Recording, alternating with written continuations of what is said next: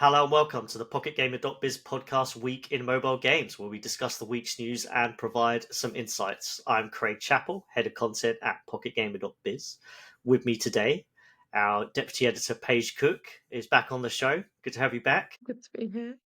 And our news editor Aaron Astle. So what have you two been up to? Anything fun? Just new house stuff for me. That's why everything behind me is very plain. This room, I need to turn it into my little office/games room. Like, you can't see, but there's so much room over on the other side. So all I have in here is like my little corner desk and nothing else. So I'm going to turn it into a games room. I like There's these also- subtle brag about how big your house is there. It's not always a good thing because I've got to fill it.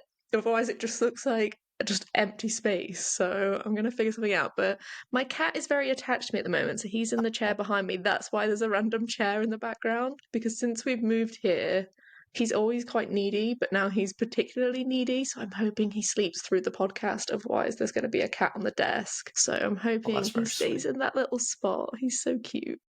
I was going to make a joke about the chair, but the cat's there. The Yeah, that's cat's very there. sweet. There's a reason. He has to have his own office chair, so he's hard at work. But I am on our little podcast doc. I found it funny that for things we've done this week, yours says I finished Claire Obscure, and mine is I nearly finished Claire Obscure. I was hoping Aaron was going to put something like I haven't played Claire Obscure. Yeah, I haven't. All at various stages. But yeah. Is it possible to say without spoilers where you are in the game? I know I'm near the end. I'm just wrapping a few side bits up before I end it, but I know I'm near the end. Are those the optional side quests for your gang at the end? Yeah, like your companion quests. All right. Yeah. Okay, yeah, you are. But it's very good. Yeah, I loved it. I thought it was a fantastic game. I think the mechanics are brilliant. The story, I don't know how I feel about it at the moment. There's a lot of twists which are great, but also I can't say anything to ruin it. Yeah, I was following it to a certain point, and even though I saw some of the twists coming, when it happened, I was then like, okay, now I have like a lot more questions than answers. I think it makes sense by the end, to a degree, and I think the ending is pretty good. It's interesting, and it stays with you. I definitely want to talk to you about that next. Well, we can't actually do spoilers, but let me know when you finished. I will. Okay. Yeah, we'll discuss. Anyway, spoilers. So, Aaron, what have you been up to other than not playing Claire Obscure? Yeah, so I think for a bit of continuity from last week, because I know everyone's going to be desperate to know. I think last week I was saying I've been playing a lot of Pokemon Pocket because there's an event where you can get a Rayquaza. Yes. If you win like 50 battles this month. And you said 50 was a lot. It is quite a lot, because the battles maybe take like 3 to 5 minutes each, I feel like. Scale that up, you've got to win 50 of them. It's a few hours work. That's quite a lot.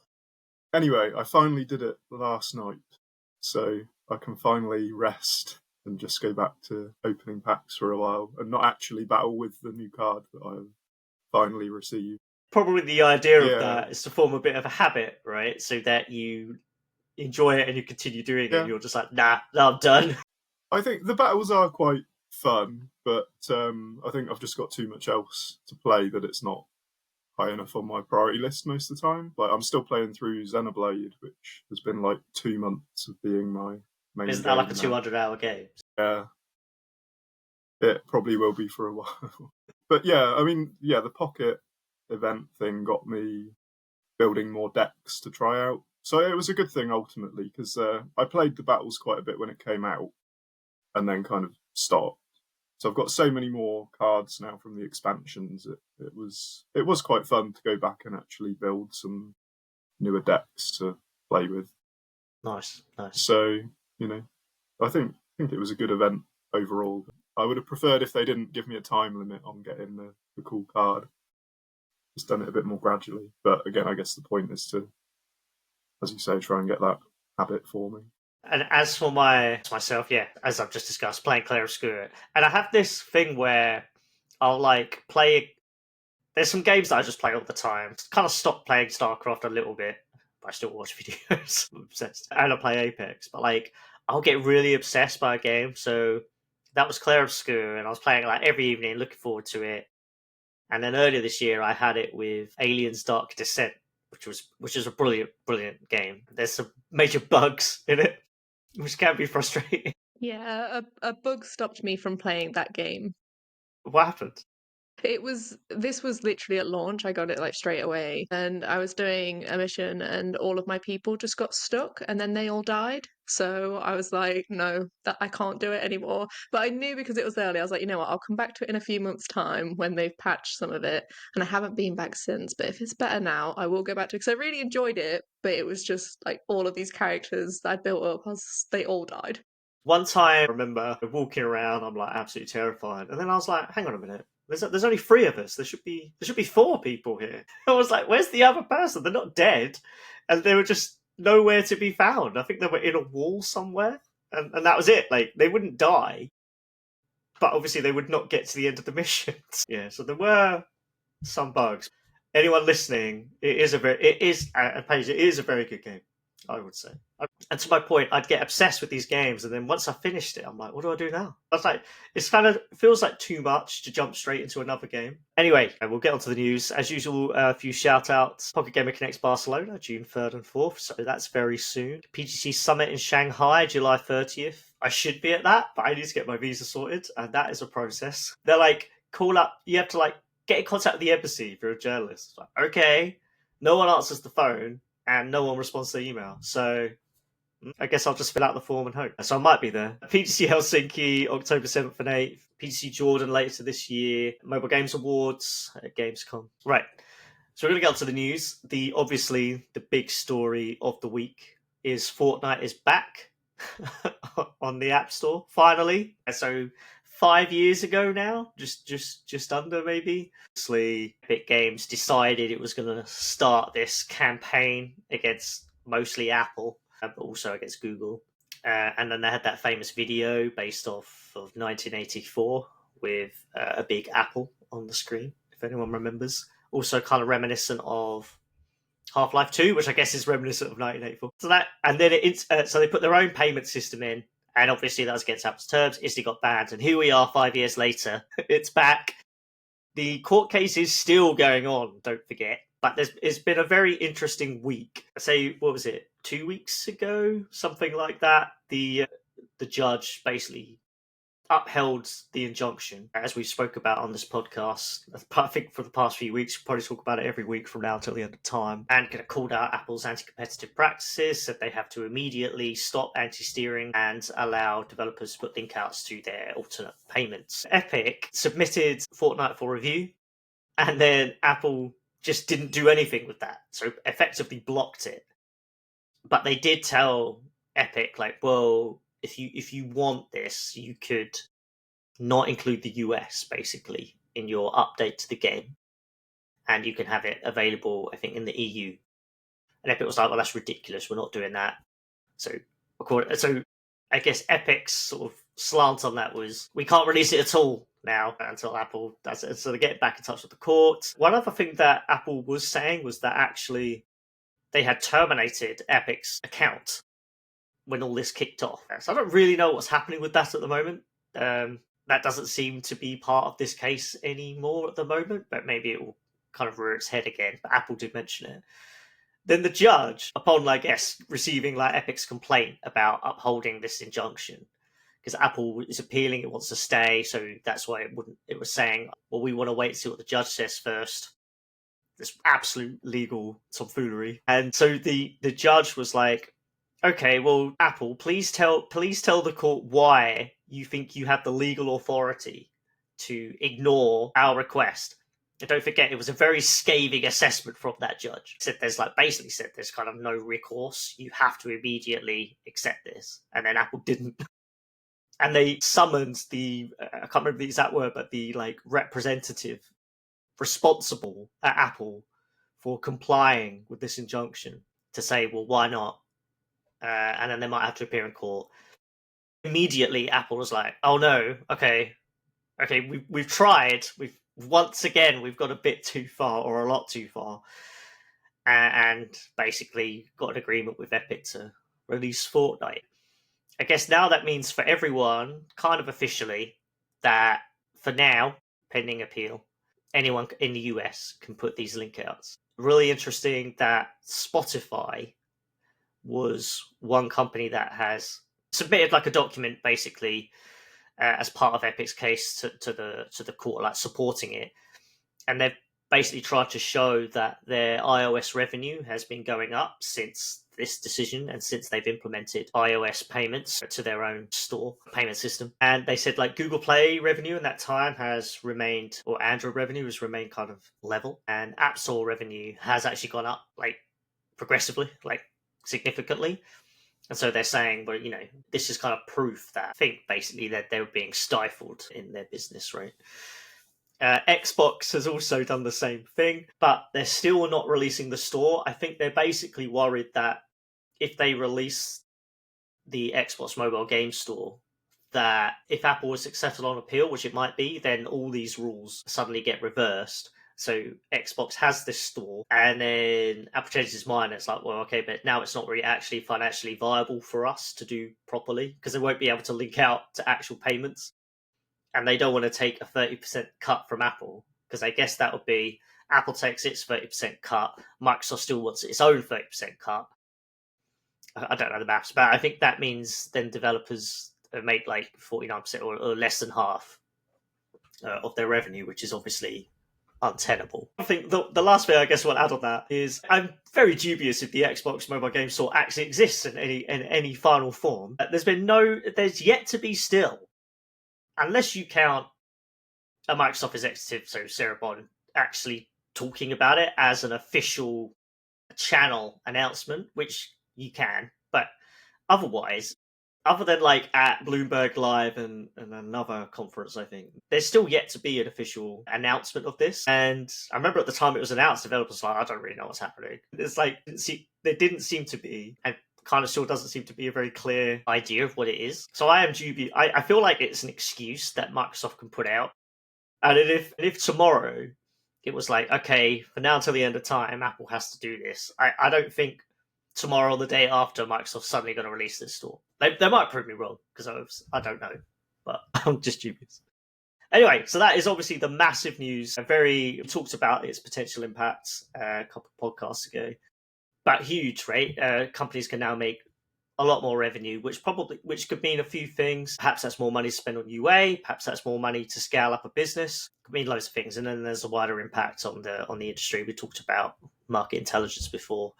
It makes things actually difficult for them because they can't currently, unless they start signing deals, track off-store payments. Or rather, they can't provide estimates on off-store payments because they don't have access to, say, rankings data, for example. So yeah, it's potentially a whole new world that we move into. As last time, I spent ages talking about that. There's a lot to go through. Paige, Aaron, any thoughts? Yeah, it's kind of just never ending at the moment, isn't it, with this topic? I'm intrigued to see what's next. And like you said, Fortnite is back. Is it staying back? Are we going to get it elsewhere? I don't know. Like you said, it's almost impossible to keep up with everything that's going on at the moment with it. Yeah, I feel like it just changes every week, right? And we don't ultimately know what will happen with the case. It seems likely that Epic wins this. You just don't know. Like, for example, because ultimately, can a judge, I think we discussed before, but can a judge say Apple's not allowed to make money, basically? Which is effectively, in a way, what's kind of happening.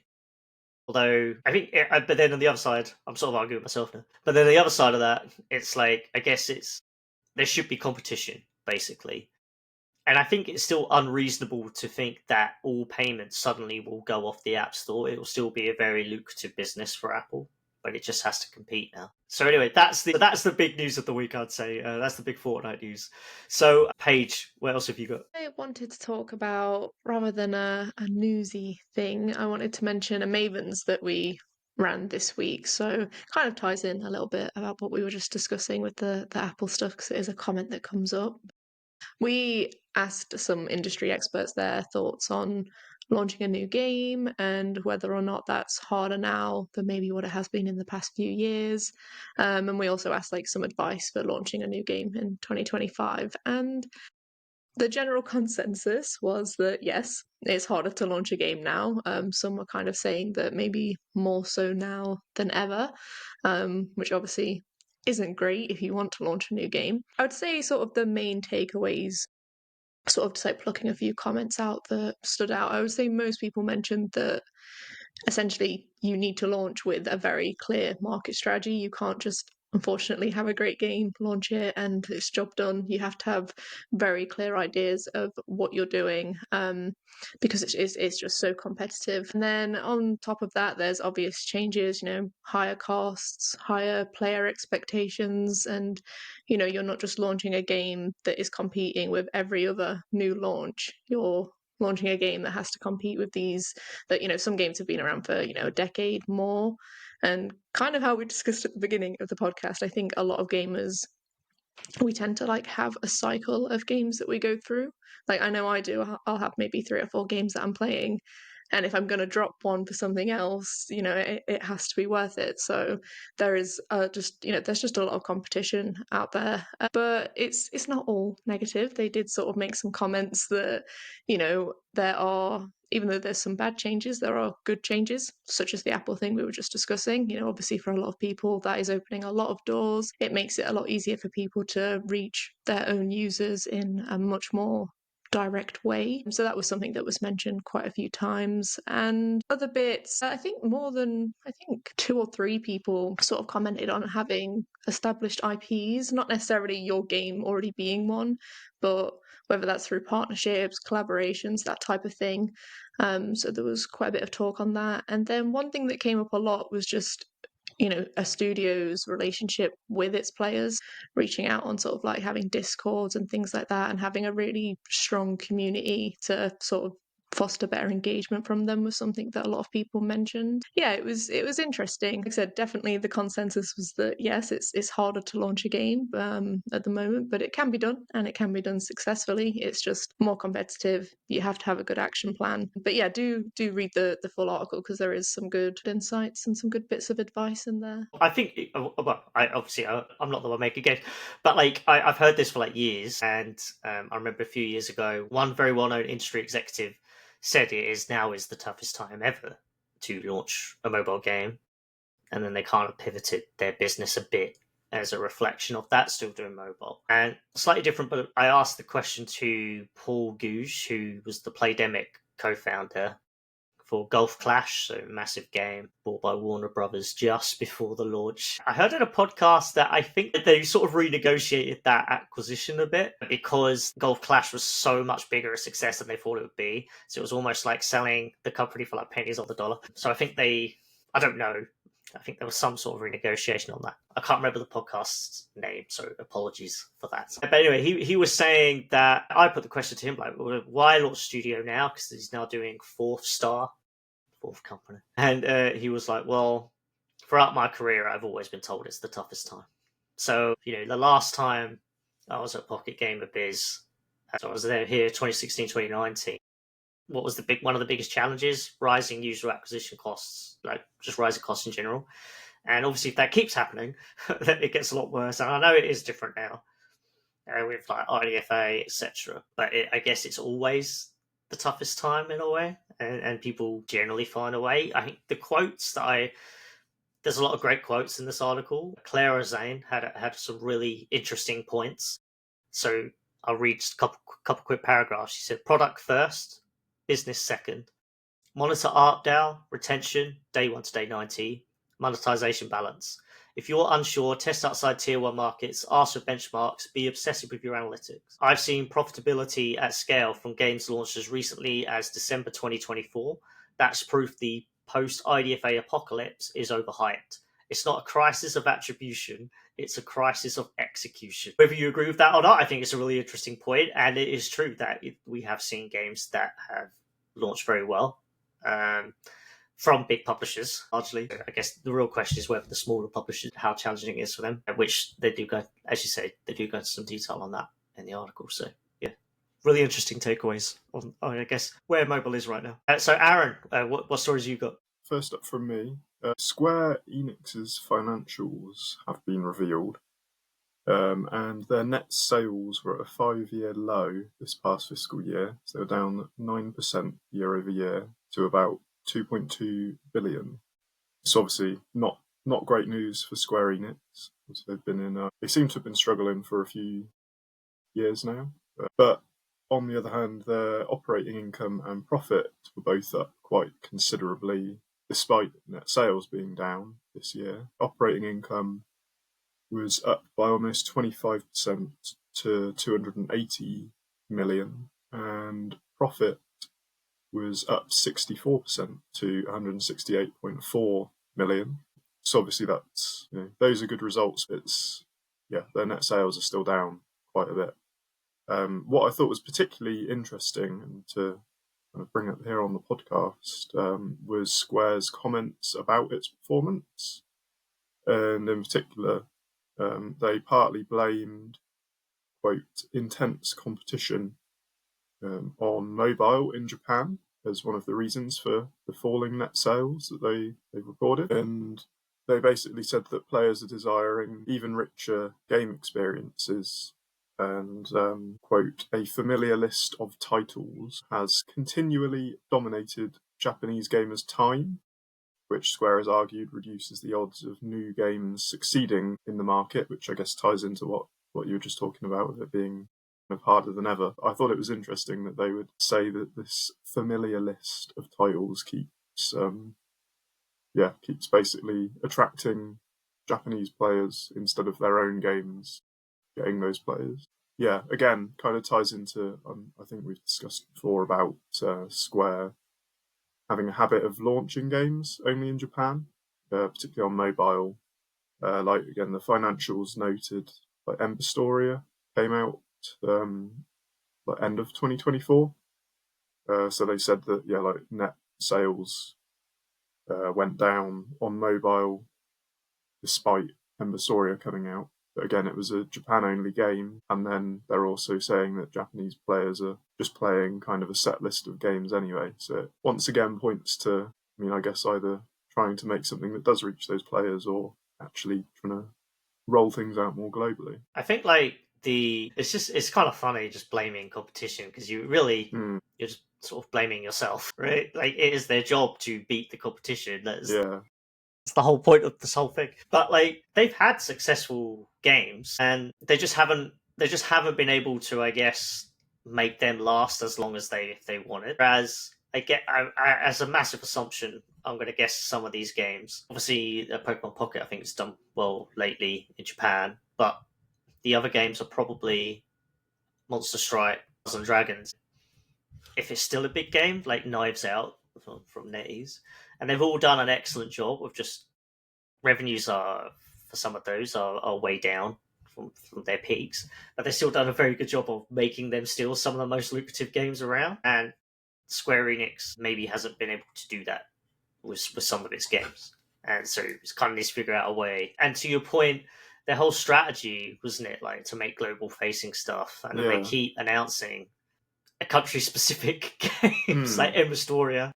Was it Ember Storia? Yeah, because that came out in Japan, and then we've got eventually it's supposed to be going global, isn't it? But Final Fantasy 14 Mobile, is just coming to China next month. I mean, that could be massive for them. To be fair, that could be absolutely huge. But yeah, they've obviously struggled. I guess I don't know loads about the PC and console side of it at the moment, but I guess Final Fantasy perhaps is not where it used to be, other than 14, which I think it still does well. But the actual other releases, they're not as big as they used to be. And then you get something like Clair Obscur, which I know, well, it kind of riffs off the classic JRPG and adds its own kind of mechanics. But that, and again, we'll talk about different levels, but that comes out and it's a huge success. And so Square must be looking at that thinking, I wonder if that's like a path forward for Square for their big IP. So I have cheated. I said we'll have 2 stories each, so I gave myself 3. But I had to mention them. And so one of the other more notable stories of the week was King President Chodolf Somstad. I apologise for the pronunciation. Classic Britishness. I do apologise. Is stepping down, and he's going to be replaced by Candy Crush franchise GM Todd Green. This will happen on June 1st. Some said he's leaving to pursue other passion projects and spend time with his family. He's been at the company for 14 years. There's not too much insight, I guess, for this, but it's just worth mentioning that because King is still one of the biggest mobile games publishers in the world. Candy Crush Saga is one of the biggest games in the world. I think it was dethroned by Royal Match. I think that is still the case. I'm curious what happens now. Like this kind of appointment, because it's the Candy Crush GM, it feels like, well, this is just a natural successor. Is the company still going to keep going the way it has been, which is perfectly fine? Kind of feels like it's not like they've hired someone brand new that's going to shake it all up, and we're going to see some new games come out of King. I'm curious to see where it goes. I know that they've, for a long time, the new Candy Crush games that will come out, generally speaking, could still do quite well. Talking about the match-3 spin-offs, Soda Saga is like a multi-billion-dollar game, right? Ridiculous. But they're ultimately, it is declining revenue each time that they release one of these. And how long can they keep doing that?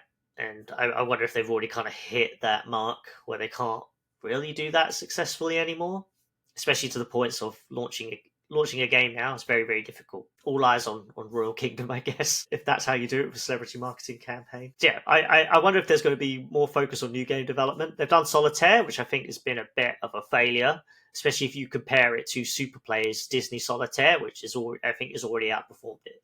And King has always struggled to do anything outside of Candy Crush. Well, that's a lie.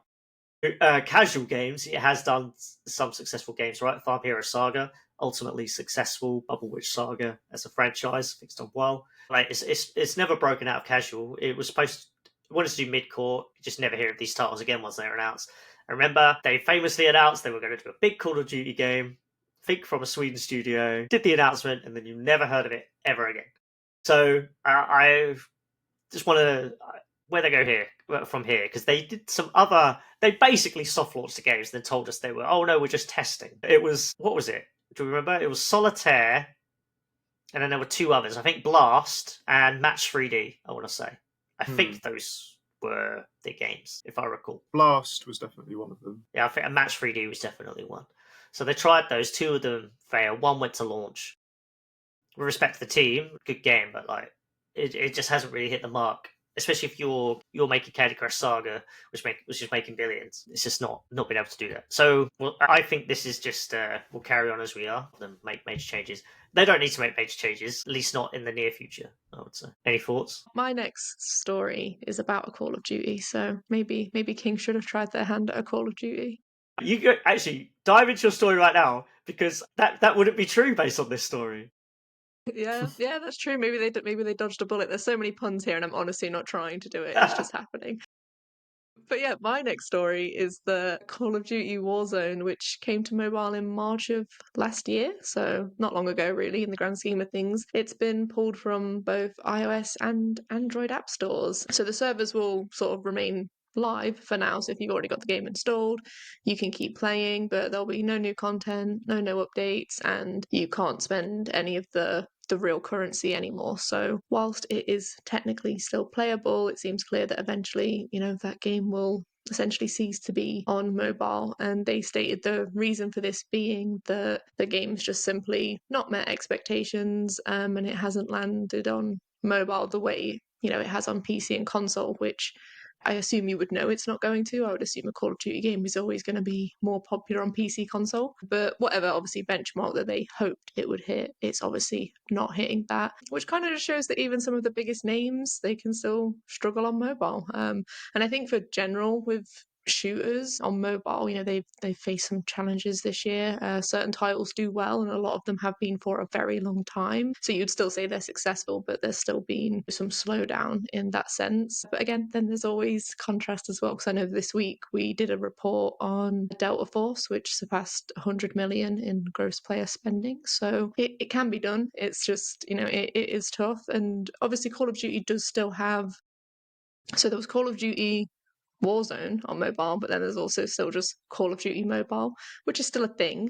So, perhaps it is best to just just have the one thing rather than the two separate sort of entities, just focus your time on one. But yeah, and then as kind of a side note, I don't know why I did this, but I went on the Google Play Store to look at Call of Duty Mobile. And when I typed it in, it was actually the second game that popped up, not the first game.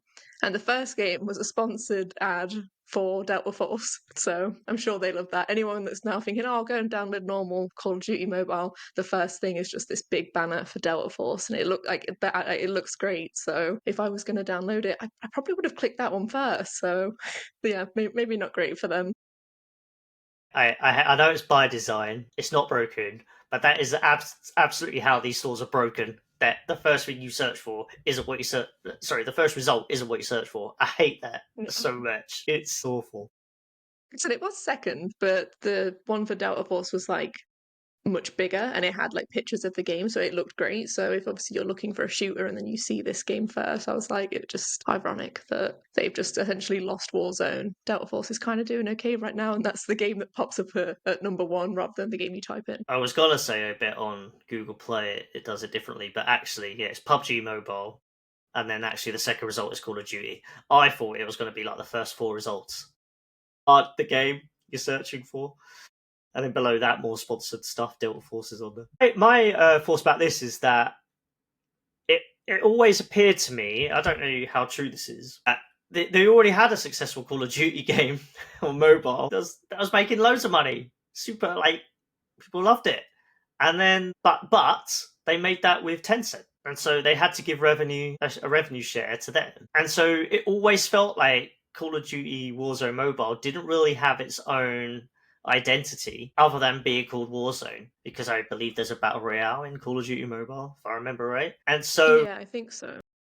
So why do it? It was simply for Activision as a way to try and make more money out of the Call of Duty IP on mobile. And I think they hoped that maybe in the West at least it could replace it. And that never happened. And it's not difficult to understand why. It's because people already had a game that was good. But you don't need to play Warzone. It was a weird endeavor. It's not, and this isn't talking about the quality of the game or anything, but what would appear to me, I could be completely wrong, just the whole thesis behind doing it. That's my take. But maybe they just thought, well, we want to bring the Warzone IP out on mobile because it's doing well. We release Call of Duty every year on PC console, does well, but none of those seem to be good reasons. Right. So, Aaron, you've got another story for us? Yeah, so my other big story for this week is about Pokémon Trading Card Game Pocket. There's two mentions for it this podcast. So it's surpassing, we're in the process of surpassing 1 billion in gross player spending in the game, which... By the time this is out. Yeah, by the time this goes out, we're about dollars It away. is basically hit it. Yeah, which although, Estimates. even that is a lot, estimates. Obviously $50,000 is quite a lot of money, but by Pokemon Pocket standards, it's probably like a few hours, if that. So by the time this goes out, Pokemon Pocket will have surpassed 1 billion in gross player spending. So this is on Google Play and the App Store. So it's achieved that in 204 days since its global launch, which means it's reached the milestone more quickly than Pokemon Go did, which got to 1 billion in 282 days. So 78 days longer than Pocket, which obviously it's crazy, really, that it's been this big. I had my hopes for this being quite a hit game, but I didn't think it would actually get to 1 billion faster than Pokemon Go. Nor was 1 billion ever, guaranteed by any means. As I've discussed a lot on the podcast, it's not like just making a Pokemon game means it's going to make 1 billion. There are quite a few that... Magikarp jump? Well, yeah, maybe one day it'll get there. I'm not sure if that's actually live anymore. Anyway, so obviously it's the Pokemon company, DNA and Creatures Inc.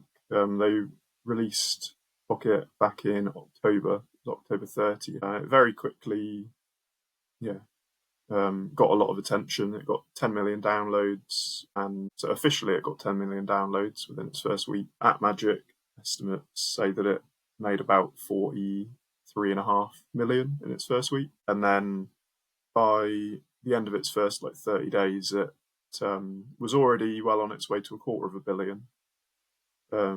So on that basis, obviously, it has slowed down a bit since launch. November 24 was its best month, but it hasn't just been an ongoing decline. So January this year was actually the game's worst month, and then it sort of picked back up. Obviously, May isn't finished yet, so that's currently kind of behind where January was, but may overtake it by the end of the month. And just hugely successful game. Has only just celebrated its 6-month anniversary. We still aren't 7 months on from launch yet. Right. So I wanted to. We're getting on in the show, but I really did want to say this last story because it's just really interesting. So Supercell, if you follow them on LinkedIn or follow Ilka on LinkedIn, you will see a lot of stuff. Seemingly, by a lot, I don't know, a few posts a month about AI.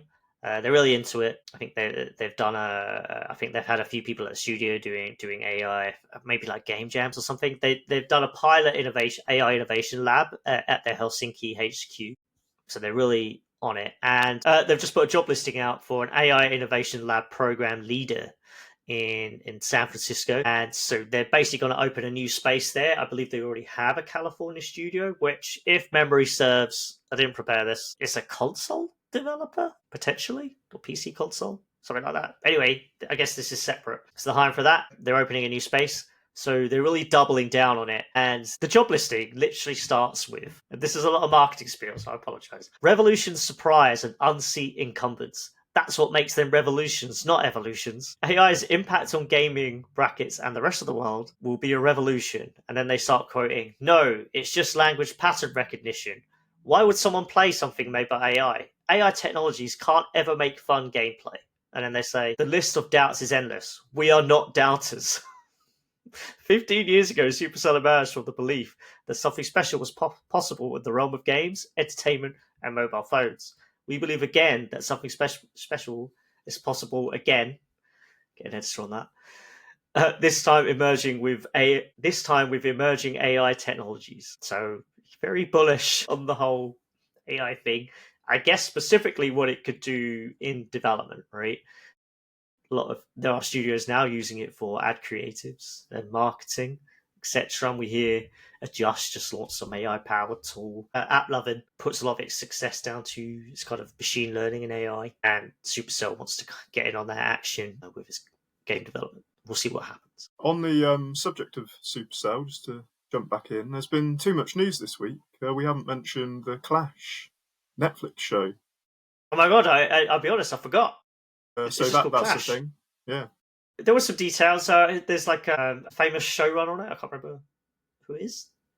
I need to look this up. Yeah, I think he's done some like Clash of Clans animations before, and then was it like Intergalactic or something? Was an animated film that he's done. So I'll read the story. So it says the show is set to feature the Barbarian and other iconic characters, bringing elements of Clash of Clans and Clash Royale to television screens. And then it says it's expected to be a comical twist. Sorry, I'm reading the story and I'm like, the Clash is expected to take a comical twist on the politics of war.